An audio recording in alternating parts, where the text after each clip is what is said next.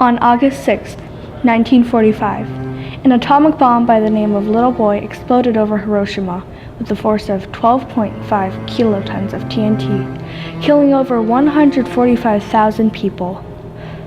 3 days later, on August 9th, another atomic bomb, Fat Man, was detonated above Nagasaki, killing another 80,000 people. On August 15th, 1945, Imperial Japan officially surrendered to the Allies, bringing World War II to a close at last. The dropping of atomic bombs on Nagasaki and Hiroshima was a successful United States mission. It saved the lives of both American and Japanese soldiers and convinced Japan to surrender, ending World War II. It began on December 7th, 1941, the day Pearl Harbor was devastated. It had happened early in the morning. Without any warning, several hundred Japanese planes attacked a U.S. naval base, killing 2,400 Americans and wounding 1,000 more. 8 Navy battleships and over 300 planes were destroyed. Within hours following this bombing, the United States' attitude towards the war had changed dramatically. A once distant war between the Pacific and Europe became central inside the United States, dominating the news, media, politics, business, and entertainment. On December 8, 1941, a day after the Pearl Harbor attack, the United States officially entered World War II completely unprepared, yet determined. Meanwhile, leading scientists and physicists all over the country were being drafted to work on a nuclear weapon codenamed the Manhattan Project. War with Japan continued, and it was thought that only an invasion would force Japan to surrender. Then, on July 16, 1945, an atomic bomb was successfully detonated in the military test facility in Alamogordo, New Mexico.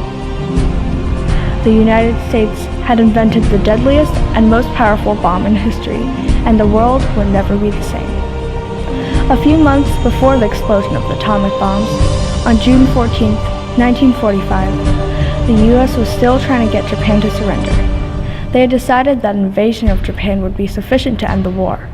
However, they were worried about the number of lives it would cost. At the same time, one of the bloodiest battles in World War II was taking place in Okinawa, Japan. It had started on the 1st of April and lasted until June 22nd.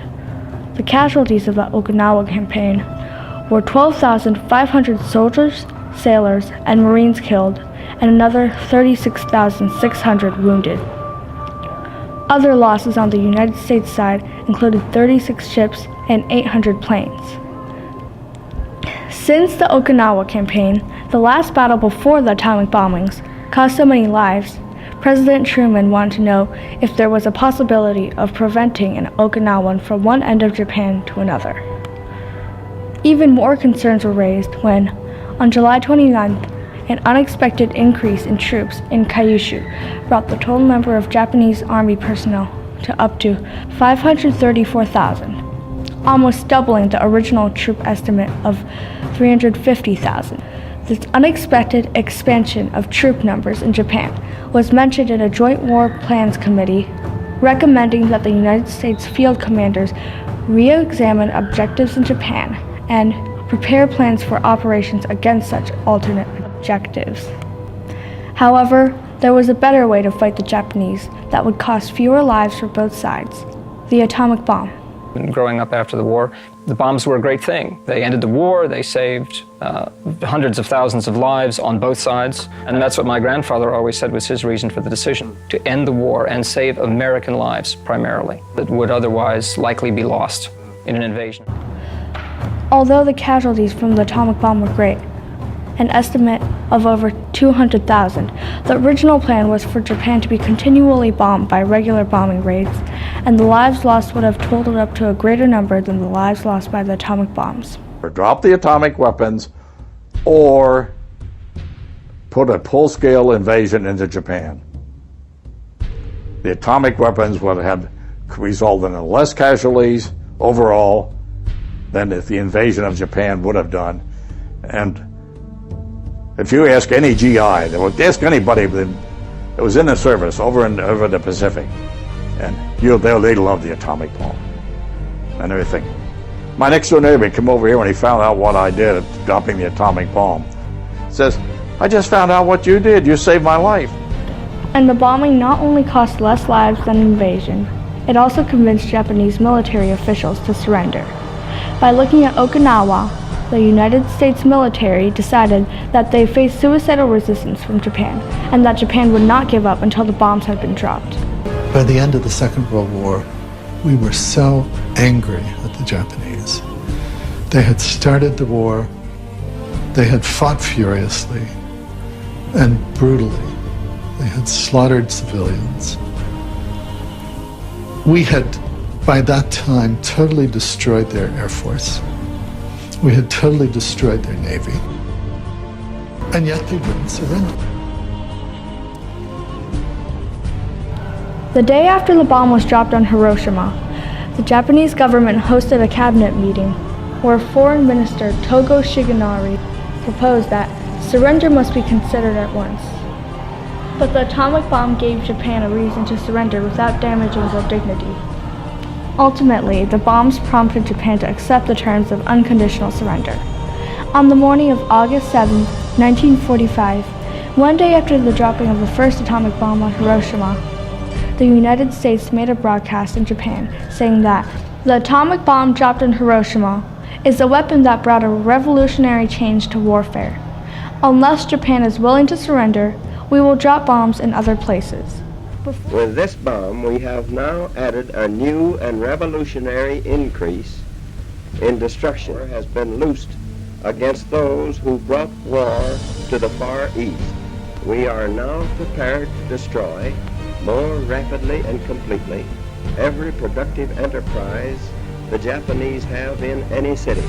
Before the bombs had been dropped, the Japanese government was not ready to accept U.S. terms of unconditional surrender.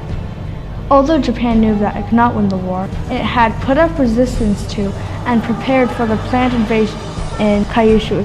However, after the first bomb was dropped on Hiroshima, Japanese Emperor Michinomiya Hirohito stated that now that such a new weapon has been created, it has become less and less possible to win the war. Surrender was announced on August 15, 1945, and formally signed on September 2nd. World War II was finally over. The day the atomic bombs were dropped, the world was changed forever. A weapon of immense power had been created, a weapon powerful enough to wipe out an entire city and to end a world war. The decision to drop the two bombs remains heavily controversial even to this day. Little Boy and Fat Man killed over 100,000 civilians, and this fact cannot be ignored. But this is a decision that cannot be judged as black and white or wrong and right. The lives of the Japanese civilians were compromised in order to end a war. I regret that we had to do it, but I think we had to do it in order to end the war with a minimum loss of life. It was because of these bombs that Japan had finally decided to surrender. It had saved the lives of soldiers and military people around the world, and most importantly, it had restored peace.